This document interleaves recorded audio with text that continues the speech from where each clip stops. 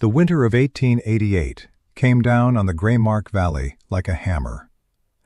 It was not a gentle, blanketing cold, but a sharp, shattering force that found every crack in every cabin.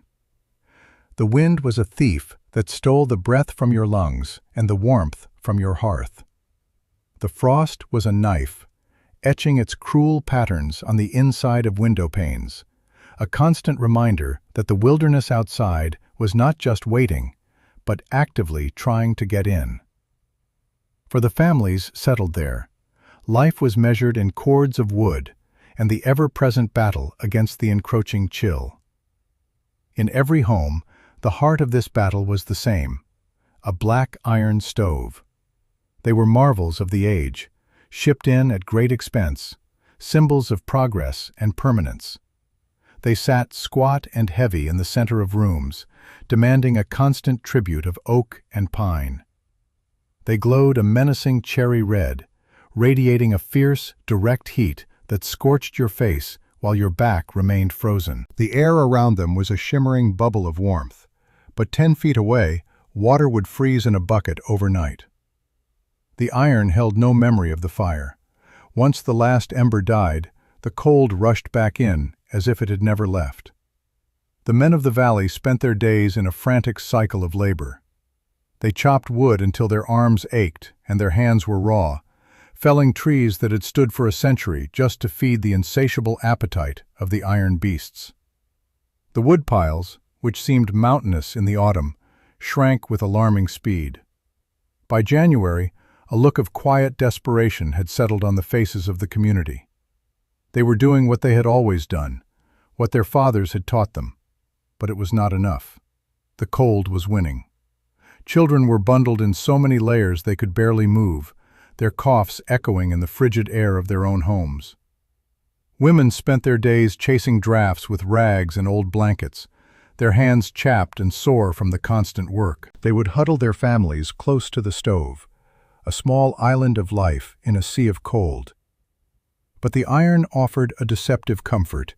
It gave heat, yes, but it took everything else.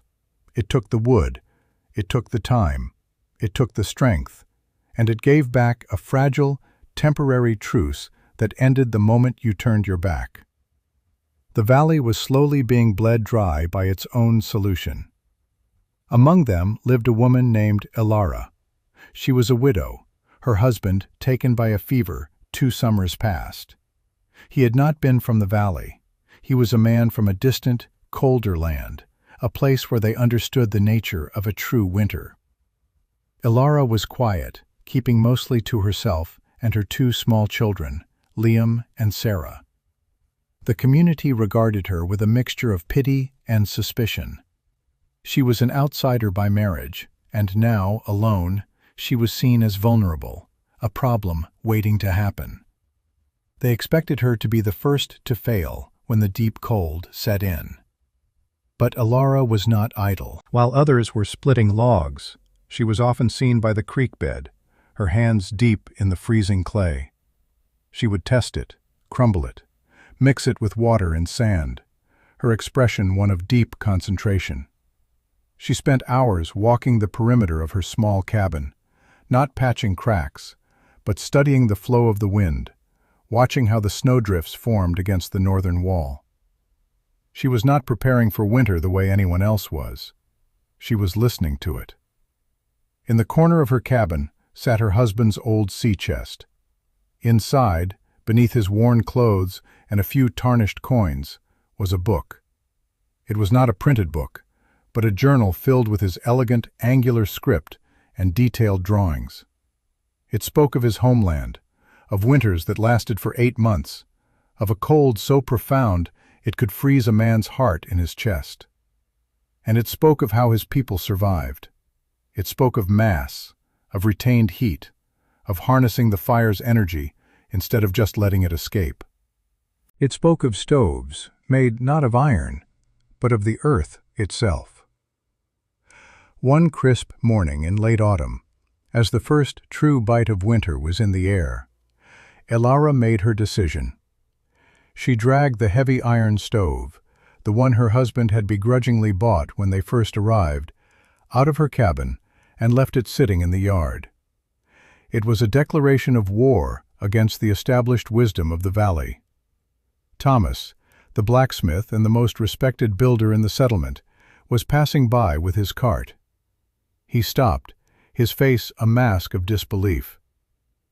"Ilara," he said, his voice slow and heavy with concern. "What are you doing? That's your heat for the winter." She looked at the black iron box, then back at him. "It is a hungry ghost, Thomas," she said, her voice quiet but firm. "It eats and is never full." Thomas shook his head, a small patronizing smile on his lips.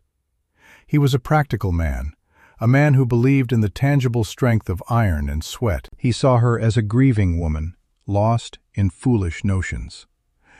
"That stove is the best money can buy. It's what keeps us all from freezing. You'll die without it."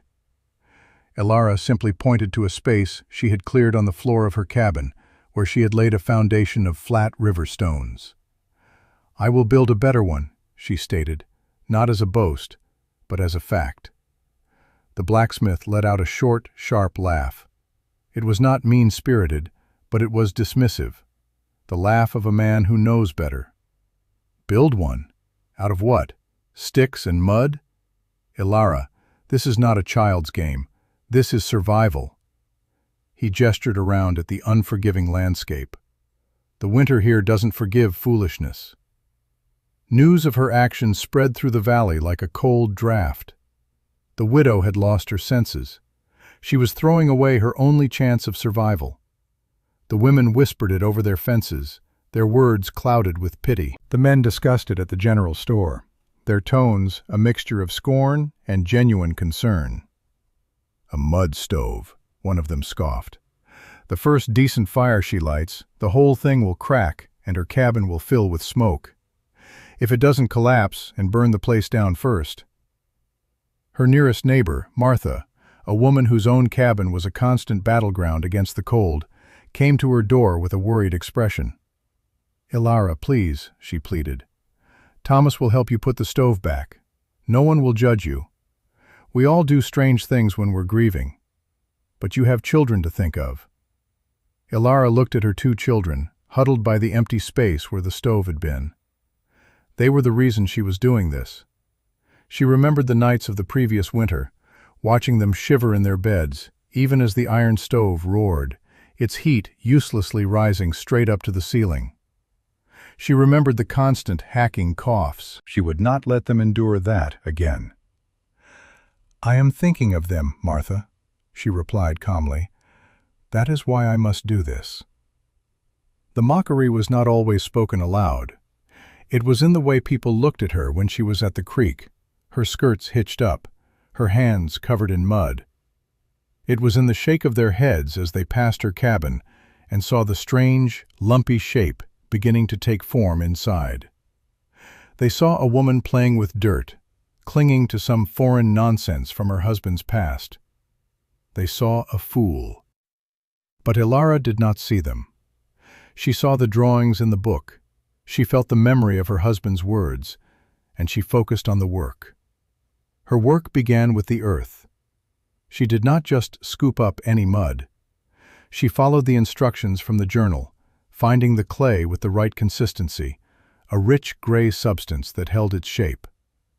She hauled it back to her cabin in buckets, a grueling, repetitive task that made her shoulders burn and her back ache. Her children, Liam and Sarah, watched her, their small faces filled with a mixture of confusion and trust.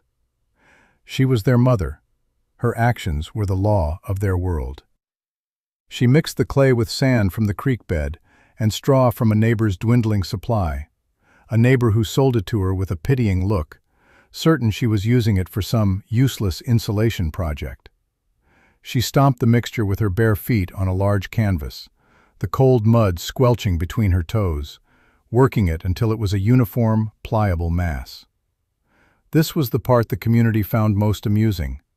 The widow, making mud pies in her cabin while the first snows began to fall. While she worked, the sounds of the valley were a constant reminder of their different path. The rhythmic thud of axes echoed from the woods, a frantic percussion against the coming silence of winter. Men drove carts piled high with freshly cut logs, their faces grim with the knowledge that it was still not enough. They were working harder, faster, doubling down on the method that was already failing them. They were fighting the winter with brute force. Elara was trying to outsmart it. She began to build. First, a solid, thick base on the stone foundation. Then, the firebox, carefully shaped according to the diagrams in the journal. It was not a simple box like in the iron stoves. It had a curved top and a narrow opening. The fire must be small and hot, her husband had written, not a great, wasteful blaze. Next, she began to form the channels, the most crucial part of the design. This was the secret the iron stoves missed. Instead of a simple pipe going straight up, Elara constructed a long, winding maze for the smoke and hot gases to travel through. The flue snaked back and forth inside the body of the stove, a serpentine path of clay bricks she had formed and sun-dried herself. The idea was simple, yet revolutionary in the valley. The heat should not escape. It should be forced to surrender its energy to the mass of the stove before it was allowed to leave. Every twist and turn of the channel was a place for the heat to be absorbed. As she built, she explained the process to her children. "The smoke is a tired traveler," she told them, her voice soft. "We must give it a long and winding road to walk. By the time it reaches the end, it will have left all its warmth behind as a gift." Liam, who was 7, watched with fascination, handing her small tools. Sarah, only 5, would press her small hands into the leftover clay, making little figures that her mother would set atop the growing structure to dry. The outer shell came next, a thick layer of the clay mixture that enveloped the entire inner core and the winding flue. She smoothed it with her hands, then with a wet cloth until the surface was even and curved. The final structure looked nothing like a stove. It was a large, earthen bench connected to a taller, rounded tower. It was organic, almost alive, a piece of the landscape brought inside. It dominated the small room, a silent, mud-colored beast. Thomas the blacksmith came by again, this time with an offering of a small pile of split wood. It was a gesture of pity. He peered inside her cabin, his eyes widening at the sight of the earthen sculpture. He could not hide his smirk. "Good woman," he said, trying to sound kind. "I've never seen its like. Are you sure it will even draw? The smoke might fill the room and choke you all in your sleep." "The flue is clear," Elara said, patting the hard, dry surface of the stove. "It will draw." "And the clay?" he pressed, tapping it with a skeptical knuckle. It gave a dull, solid thud. "It will crack. The heat will break it apart." "It is mixed correctly. It will hold," she replied, her patience unwavering. She knew his skepticism came from a place of ignorance, not malice. He understood iron. Iron was predictable. It could be heated, hammered, and shaped. It was strong and unyielding until it was broken. This earth, this mud, it was a different kind of strength. It was the strength of resilience, of absorption. He could not comprehend it. She finished the chimney, a simple clay pipe that went up through the roof, carefully sealed. Then she waited. The stove had to cure. For 2 weeks, she lit only tiny, kindling fires inside, just enough to slowly drive the moisture out of the clay. During this time, the true cold began to set in. Her cabin was frigid. She and the children huddled under every blanket they owned. The villagers nodded knowingly. The widow's folly was reaching its inevitable, tragic conclusion. They expected her to come begging for help, for someone to haul the iron stove back inside. She never did. Then, one evening, when the air was so cold it felt like brittle glass, she knew it was time. The clay was bone dry and hard as stone. She said a small prayer to the memory of her husband. She looked at Liam and Sarah, their faces pale in the lantern light. Then she built the first proper fire. The great storm arrived not with a roar, but with a suffocating silence. The sky turned a flat, bruised gray, and the world seemed to hold its breath. Then the snow began to fall. It was not a gentle dusting, but a thick, determined onslaught of flakes so fine and dense they were like a curtain being drawn across the valley. The wind rose with it, a low moan that grew into a piercing shriek. It scoured the landscape, picking up the fallen snow and turning the air into a churning, white chaos. This was no ordinary winter storm. This was a blizzard of the kind that old-timers spoke of with a tremor in their voice, the kind that reshaped the land and tested the souls of those who lived on it. It came down from the Arctic like a predator, and for 3 days it held the Greymark Valley in its teeth.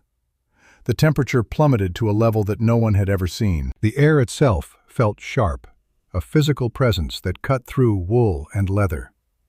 Inside the cabin of Thomas the blacksmith, the battle was desperate. His iron stove, the largest and most expensive in the valley, was glowing a furious red. He fed it constantly, his movements frantic. The firebox was a roaring inferno, consuming split oak logs in minutes. But the heat it produced was a lie. It blasted out in a narrow cone, scorching the floorboards in front of it, but it did not warm the room. The cold pressed in from all sides, relentless and absolute.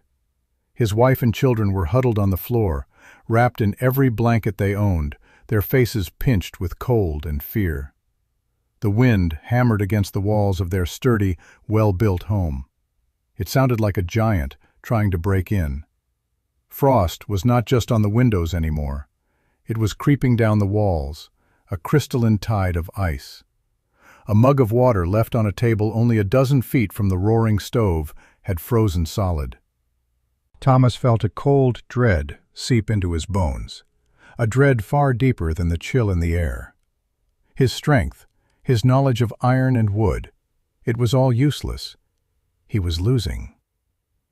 In Martha's small cabin next to Alara's, the situation was even worse. Her woodpile, already low, was dwindling with terrifying speed. She had a smaller stove, and she was burning wood as fast as she could split it. The interior of her home was a landscape of deep shadows and frigid air. The wind forced its way through invisible cracks, each draft a physical blow.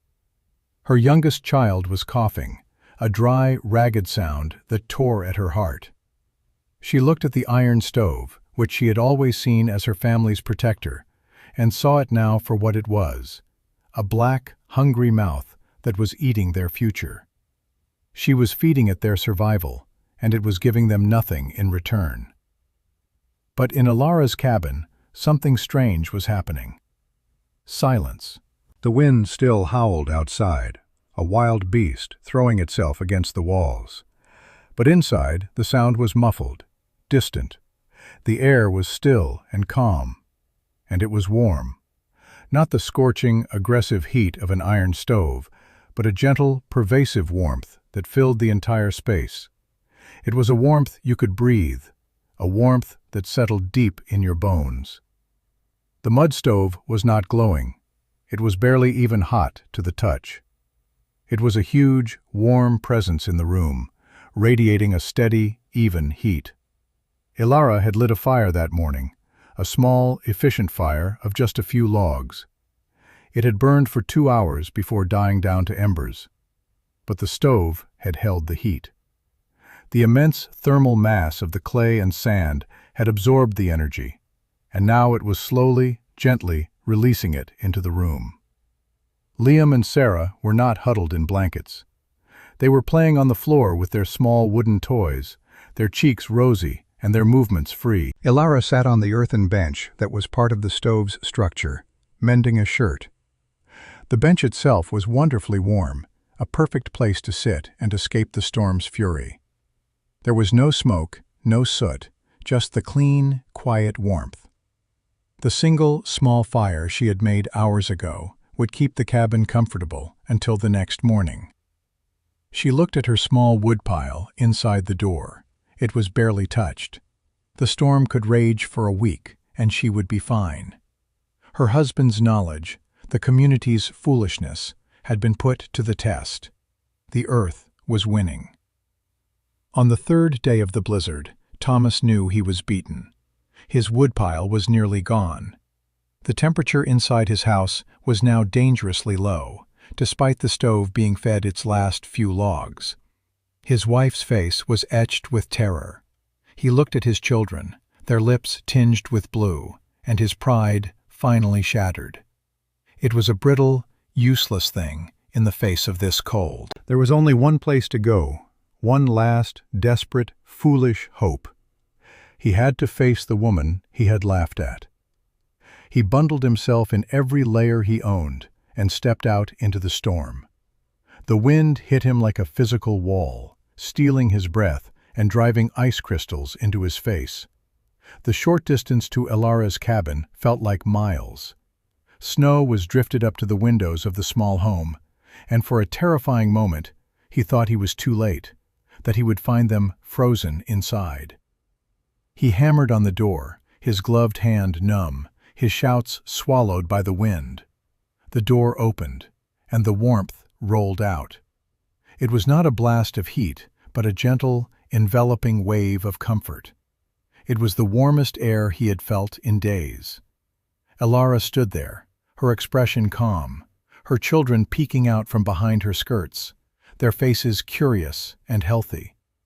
The contrast between the howling chaos outside and the serene warmth inside was so profound that for a moment Thomas could not speak. He stumbled inside, pulling the door shut against the storm. He unwrapped the scarf from his face, his beard caked with ice. He looked around the small, single room. It was unbelievable. There was no roaring fire. The mud stove was just a large, silent shape in the corner.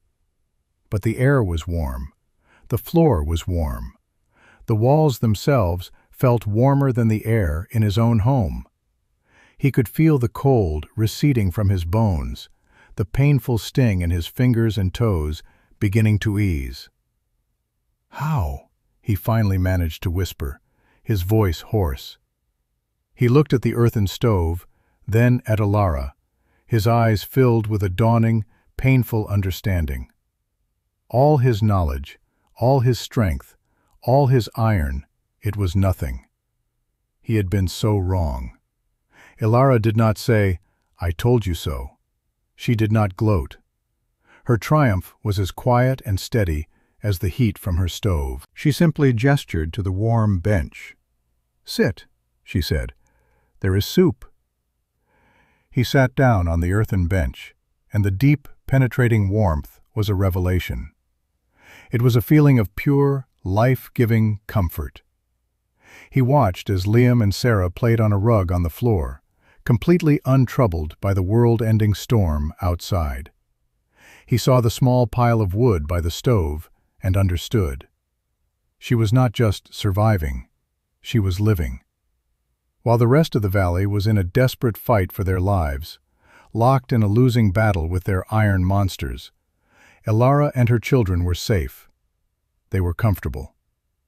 A little while later, another frantic pounding came at the door. It was Martha, her face a mask of desperation, her youngest child wrapped in a blanket in her arms.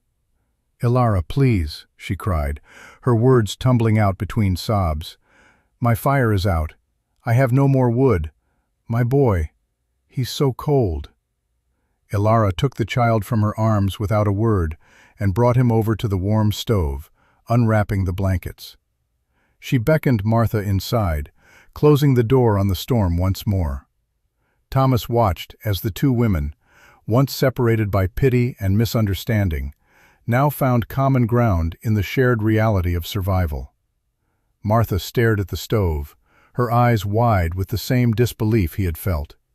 She touched its warm surface, then looked at her child, who had stopped shivering and was beginning to stir with a healthy color returning to his cheeks. The 3 adults and 3 children spent the rest of the storm in that small, warm cabin. They ate soup and bread and listened to the wind shrieking its impotent rage against the walls. Thomas, the proud blacksmith, the master of iron, sat humbled on a bench made of mud and straw. He did not speak much. He just watched. He watched the simple, revolutionary brilliance of the stove.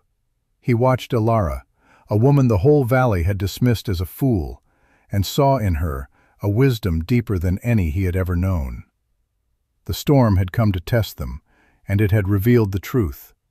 The iron was brittle. The earth endured. When the storm finally broke, the world it revealed was silent and white, buried under a monolithic blanket of snow. The valley looked pristine, beautiful, and dead. Chimneys stood like tombstones, thin trails of smoke rising from only a few. The settlement was crippled. Families emerged from their homes, faces gaunt and eyes hollowed out by fear and cold. The cost of the storm was immediately apparent.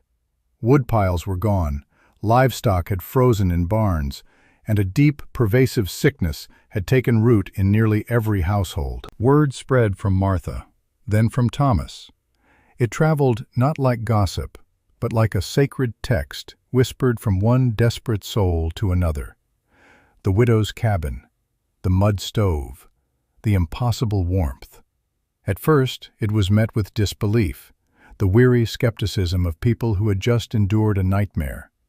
But the sight of Thomas, the valley's strongest and most pragmatic man, his face stripped of all pride, telling the story with a quiet, awe-struck reverence, was enough to sway them. They came in ones and twos, trudging through the deep snow. They came to see the miracle for themselves. They would stand in her doorway, blinking, feeling the gentle, even heat on their faces. They would step inside, their boots melting snow onto the floor, and stare at the earthen structure. They would touch its warm flank, their calloused hands tracing its smooth curves. They saw her children, healthy and vibrant, and they looked at their own, pale and coughing. The laughter was gone. The mockery had died in the blizzard. In its place was a profound, silent respect. Thomas was the first to return after that initial wave of visitors. He did not come to marvel, he came with a purpose. He stood before Elara, his hat in his hands, his gaze direct and humble. He looked not at a foolish widow, but at a teacher. "I was wrong," he said, the words costing him a great deal, yet freeing him entirely. "My family would have died if not for you. All my life I have trusted in iron. I see now that I have been worshipping a false god." He paused, took a breath, and asked the question that would change the valley forever. "Teach me." Elara looked at the powerful man before her, now humbled, and nodded. She owed him no charity, but she held no resentment. The knowledge was not hers to hoard. It was a legacy from her husband, a gift of survival. It was meant to be shared. "Bring the others," she said simply. "I will show you." And so they came. A dozen men gathered in her small cabin, crowding the warm space. They were the valley's builders, its farmers, its leaders. They were men who had laughed at her. Now, they stood as students, their faces serious and attentive. Elara, with her quiet confidence, began to explain. She did not use complex terms. She spoke of the earth, of heat and how it moves, of patience. She brought out her husband's journal and showed them the drawings. She crumbled the dried clay in her hands, explaining the importance of the right mixture with sand and straw to prevent cracking. She drew the winding path of the flue in the dirt on her floor with a stick, showing them how to capture the heat before it escaped. "The iron stove shouts its heat," she explained, her voice filling the quiet room. "It burns bright and fast and is gone. This stove whispers. It holds the warmth like a secret and shares it slowly. It is a friend to the fire, not a cage." The men listened, their skepticism replaced by a feverish desire to learn. Thomas, the blacksmith, took notes on a piece of slate, his brow furrowed in concentration. He asked the most questions, his mind, once rigid, now eagerly absorbing the new principles. He was not just learning to build a stove, he was learning a new way to see the world, a world where the most powerful solutions were not always the loudest or the most expensive, but the wisest. She freely gave them everything she knew. She held nothing back. She showed them how to lay the foundation, how to form the inner chamber, how to judge the curve of the flue for the perfect draw. She taught them the patience required for the curing, the importance of the small fires that gave the structure its strength. It was a transfer of wisdom, a quiet revolution taking place in a small, mud-warmed cabin. The heart of the valley was not in the blacksmith's forge or the town hall anymore. It was here. As the snows of that terrible winter began to melt, a new sound filled the Greymark Valley. It was not the frantic ring of axes on wood, but the rhythmic squelch of boots in mud and the scraping of shovels against clay beds. The spring of 1889 was not a season of planting crops, but of laying new foundations. In cabin after cabin, the heavy iron stoves were dragged out into the yards, left to rust like fallen idols. The landscape of the settlement began to change. Beside nearly every home, a strange new industry emerged. Men and women who had once mocked Ilara now worked together, stomping clay, sand, and straw into a uniform mass. Thomas, having mastered the principles, moved from cabin to cabin, not as a blacksmith, but as a teacher, guiding his neighbor's hands, correcting the angle of a flue, checking the thickness of a wall.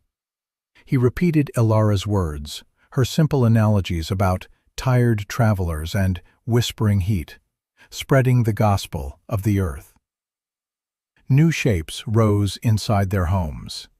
Each stove was slightly different, reflecting the hand of its builder, but they all shared the same fundamental design. They were massive, solid, and organic. They were built with the materials from the valley itself, the clay from the creek, the sand from the river, the straw from the fields. They were monuments to a hard-won lesson. The sight of a dozen new, unfamiliar chimneys rising from the roofs was a testament to the community's transformation. They were no longer fighting the winter. They were preparing to welcome it. The story of the Greymark Valley and its mud stoves began to travel. A surveyor passing through that summer saw the strange earthen structures and the abandoned iron stoves. He stayed for a week, fascinated, filling a notebook with sketches and notes from Thomas and Ilara. He carried the tale to the next valley, and the one after that. Newspapers in distant towns printed small articles about the earthen hearts of a remote settlement that had survived the great blizzard with impossible ease. Travelers and new settlers heading into the high country began to make detours to the valley, seeking not supplies, but knowledge. They would find Ilara, still quiet, still humble, and she would share what she knew. She never sought credit or payment. The survival of another family was reward enough. Her husband's legacy was not just a book in a chest anymore. It was alive, breathing warmth into homes across the territory. The idea, once an object of ridicule, had become a quiet, unstoppable movement. Years later, the valley was a different place. The winters still came down like a hammer, but they no longer held the same terror. The homes were sanctuaries of steady, gentle warmth. The forests were not being stripped bare. The sound of hacking coughs no longer filled the cold air. The children were healthier, the families more secure. The iron stoves, rusted and forgotten, were eventually broken up for scrap or overgrown with weeds, relics of a harsher, more ignorant time. The story reminds us that true wisdom is often quiet, and the most powerful solutions are sometimes found not in the new and the complex, but in the old and the simple. It teaches us that the earth beneath our feet holds answers that iron and industry can never provide. The greatest strength is not in resisting nature, but in understanding it, in learning to work with its rhythms rather than against them. Pride builds walls, but humility builds a warm home. A truth the people of the valley learned in the heart of a merciless winter, from a woman they once called a fool. If this story reminded you of the power of quiet wisdom, share it with someone who believes in listening to the lessons of the past. And follow for more enduring stories of survival, ingenuity, and the strength of the human spirit.